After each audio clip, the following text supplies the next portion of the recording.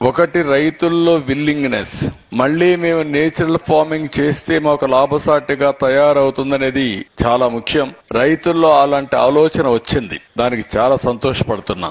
అదే సమయంలో దీన్ని టేక్ ఆఫ్ చేయడానికి ఆర్గనైజేషన్ ఏదైతే ఈ రోజు రైతు సాధికార సంస్థ చాలా సమర్థవంతంగా లేటెస్ట్ టెక్నాలజీస్ అన్ని ఉపయోగించి ముందుకు తీసుకుపోతున్నారు. ఈ సందర్భంగా డాక్రా మహిళల్ని మనస్ఫూర్తిగా అభినందిస్తున్నా. బ్రహ్మాండమైన పని చేస్తున్నారు. డేటా ఎంట్రీ గాని, అదే మరిగా వ్యవసాయం కూడా నేచురల్ ఫార్మింగ్ లో కూడా డాక్రా సంఘాలు ముందుకున్నారు. వాళ్ళు కూడా బాగా పనిచేస్తున్నారు. ఇది అయిన తర్వాత నాకు ఎప్పటి నుంచో లోటు కనపడేది organic certification, natural farming certification. ఈ సర్టిఫికేషన్ లేకపోతే ఈ రోజు చాలా మంది వచ్చేస్తున్నారు, ఏదో ఆ పేరు పెట్టేసి అది అమ్మేయడం. దానివల్ల వినియోగదారుల్లో ఎవరైతే ఆర్గానిక్ ఫుడ్ తినాలనుకుంటారో, నేచురల్ ఫార్మింగ్ ఫుడ్ తినాలనుకుంటారో వాళ్ళకే కన్ఫ్యూజన్ వచ్చే పరిస్థితి వచ్చింది. ఇప్పుడు పర్ఫెక్ట్ గా కొన్ని ఆర్గనైజేషన్స్ తయారైనాయి. ఈ రోజు మొత్తం సర్టిఫికేషన్ కూడా పర్ఫెక్ట్ గా చేసే పరిస్థితికి వచ్చారు. ఇక్కడ కూడా హైదరాబాద్ బేస్డ్ ఆర్గనైజేషన్ అయితే చాలా సిస్టమేటిక్ గా చేస్తున్నారు. వారిని కూడా మనస్ఫూర్తిగా అభినందిస్తున్నా.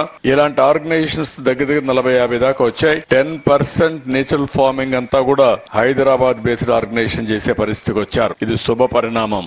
ఇది కాకుండా ఇంకొక పక్కన నేను ఎప్పుడూ ఒక ఎకో సిస్టమ్ అంటాను. రైతులు పంట పండించాలి, దీన్ని మార్కెటింగ్ తీసుకెళ్లాలి, దీన్ని సర్టిఫికేషన్ చేయాలి, అక్కడి నుంచి అమ్మాల్సిన అవసరం చాలా ఉంది.